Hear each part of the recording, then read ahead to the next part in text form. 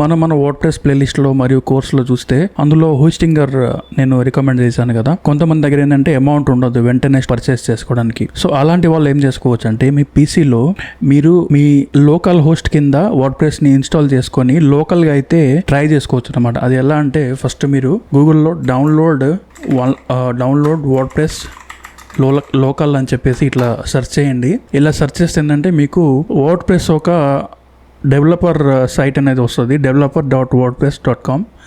దీంట్లోకి వెళ్తే ఇది వర్డ్ప్రెస్ స్టూడియో అనమాట. సో ఇది ఎవరు డెవలప్ చేశారంటే wordpress.com వాళ్ళే డెవలప్ చేశారు.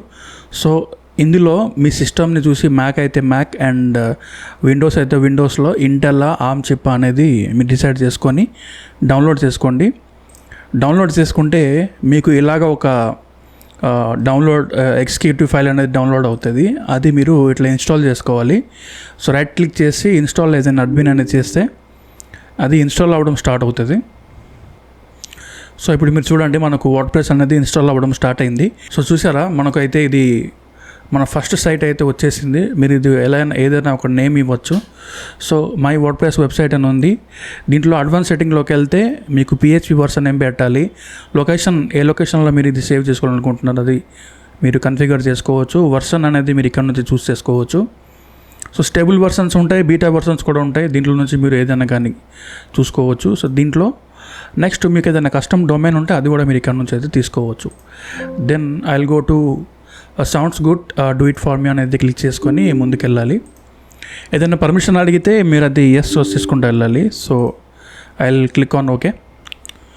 ఇది ఇంటర్నెట్లో లైవ్ ఉండదు అనమాట. ఇది ఏంటంటే జస్ట్ ప్రాక్టీస్ చేసుకోవడానికి మీ లోకల్ హోస్ట్ అంటే మీ పర్సనల్ కంప్యూటర్లో ఇది ఇన్స్టాల్ చేసుకొని ఎక్స్ప్లోర్ చేసుకోవడానికి ఇది వర్కౌట్ అవుతాయి అన్నమాట. సో ఇప్పుడు మీరు చూడండి మనకు ఈ సైట్ అనేది లైవ్ అయిపోయింది.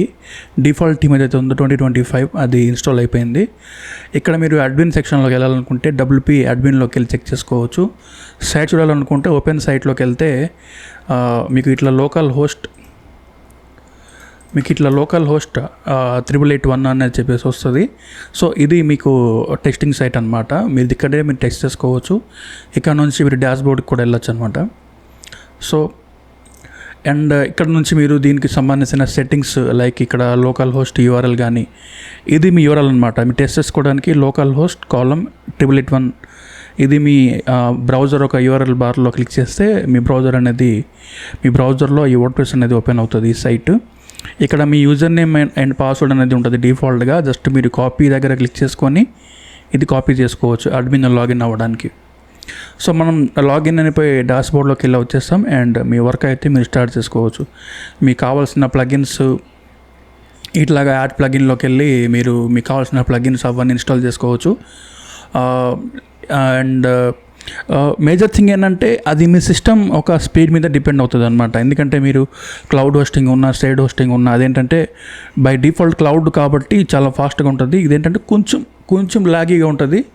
బట్ మీరైతే అన్నీ ఎక్స్ప్లోర్ చేసుకోవచ్చు. సో ఐదర్ మీరు కింద ఉన్న లింక్లో నా అఫిలియేట్ లింక్ త్రూలోకి వెళ్ళి హోస్టింగర్లో మీ సైట్ హోస్టింగ్ స్టార్ట్ చేసుకోవచ్చు. లేకపోతే ఇట్లాగా మీ లోకల్ సైట్లో అయితే డౌన్లోడ్ చేసుకొని ఎక్స్ప్లోర్ చేసుకోవచ్చు. మీకు లైవ్ చేసుకోవాలనుకుంటే మీకు ఏంటంటే ఇది డొమైన్ని కనెక్ట్ చేసుకొని లైవ్ చేసుకోవచ్చు. లేదా ఇది ఒక బ్యాకప్ టూల్ యూస్ చేసుకొని అది డౌన్లోడ్ చేసుకొని అగైన్ మీ డొమైన్లో వర్డ్ప్రెస్ ఇన్స్టాల్ చేసుకొని నేను చూపించిన ఏదైతే మోడల్ ఉందో అలాగా ప్రొసీడ్ అయిపోయి అక్కడ మీరు అది ఇంపోర్ట్ చేయాల్సి ఉంటుంది ఈ బ్యాకప్ని.